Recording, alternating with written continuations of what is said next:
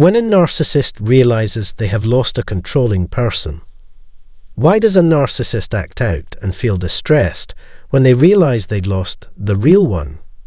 By real one, I mean their primary source of support, the person they completely rely on, who will do anything to maintain the relationship, who they can't afford to lose, and who loves them more than anyone else. How do narcissists behave in such situations? Let's explore this in today's episode. Hi, and thanks for watching. If you haven't already, please consider subscribing. Your subscription helps raise awareness about narcissistic abuse. It may sound strange, but to a narcissist, not all sources of supply are equal. They rank their sources based on perceived importance, with the main source, the person they can't afford to lose, at the top. Why? Because this person provides something irreplaceable. In this episode, I'll delve into this and reveal many aspects of their behavior. Then there are other sources of supply. Because they can easily acquire many, narcissists use and discard these secondary sources as they please. However, they usually hold on to their primary source. Let's consider a married narcissistic man whose partner is determined to save the relationship at all costs. She believes in never let go, never give up, and doesn't believe in divorce. This is exactly what the narcissist desires. He feels praised, accepted, and validated by being married to her, especially if marriage is highly valued in his society. To maintain this image, he may occasionally be overly kind, shower her with compliments, and do whatever it takes to keep the relationship going so he looks good. However, he doesn't treat his secondary sources of supply the same way. He quickly replaces them and treats them poorly, all while promising he will leave his wife and be with them someday. This promise keeps them hopeful and patient, continuing to provide him with what he needs. He manipulates these people by creating the illusion of a future together, maintaining their attention to support his false narcissistic self. Yet, at the last minute, he steps back, distances himself, ignores them, and labels them as crazy. We can identify the real one when the narcissist loses their primary source of supply, in this case their spouse.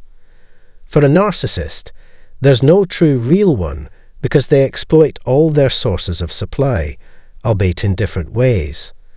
What makes their primary source significant is how the connection enhances the narcissist's image. This is why they strive to stay married. Understand that it's not about you being less valuable or the other person being more valuable. It's about the narcissist's self-interest, their desires, and how they can fulfill them. If someone is already meeting a specific need that would be difficult to replace, the narcissist will cling to that primary source of supply. Thus, when the narcissist realizes they might lose their main source of supply, they may suddenly act as if things have changed. They might be eager to attend couples therapy. A narcissist, typically reluctant to discuss their infidelities, might suddenly seem open to the idea. They may appear completely broken, expressing a desire to understand and fix what's wrong. They claim to want to improve, help their family, and grow for the sake of their child. They beg for one last chance, claiming they don't want their partner or kids to be hurt. This is how a narcissist behaves when they fear losing the one person who tolerates all their abuse. If you're a backup source of supply and see all of this happening, it can make you feel very doubtful. You might ask yourself, am I not worth that effort? You may have begged, asked, and pleaded with them to give your relationship a chance. You believed you deserved a chance. They promised you the world, but only gave you dreams. What about us? You always wanted to be together, but they never tried, and they kept you from realizing you were single, divorced, or separated. It was never true. Now they're changing in all the ways you wanted to see, but only because they're about to lose their main source of supply. What's going on? This is their facade, They see the threat of losing their image. They might even admit to being narcissistic to make the real person believe they've changed. It feels strange because you've seen and heard it happen, but only recently noticed it. They might use religion as a way to convince you they've changed, and that God wants you to give them a chance. They might go to different religious leaders when they know they're about to lose the real one. When you finally leave and don't fall for their tricks, that's when they fall apart. Yes, it's possible for them to fall apart, especially if their main source of support leaves and they can't find someone else right away. I experienced this with my mother, who was a covert narcissist. When I left, she fell apart for a short time. If my sister hadn't been there for her, that fall might have been permanent. My sister took over my role and responsibilities. Previously, she was my dad's favorite, but now she's their favorite too, which prevented a complete collapse. But I saw my mother fall apart, and this is what happens. It shows that narcissists live through their main source of supply, their partner, which is why they feel so hurt. You might see them getting depressed, shutting down, leaving, or not eating.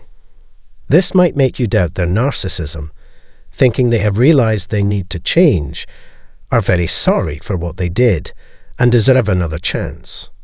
However, you must not make that mistake, or you risk losing everything. I once witnessed an intriguing event. 2 of my sisters joined me for a lesson. One was a narcissist on the verge of losing everything, and the other was compassionate. The narcissistic sister realized her selfishness and was ready to change. It felt like a final chance to make things right. The caring sister, feeling sympathy, told her, "This is your last chance. If you don't change, I'm done talking to you. I will move on without you." During that meeting, the narcissistic sister cried and seemed genuinely distressed.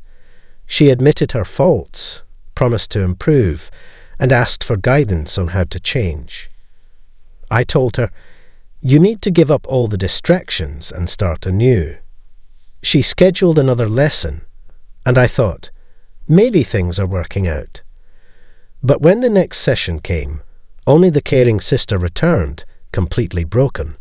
She revealed, "In the last session, I said what I thought I needed to say to keep her, but I didn't believe you when you called me a narcissist, and I had no real plans to change.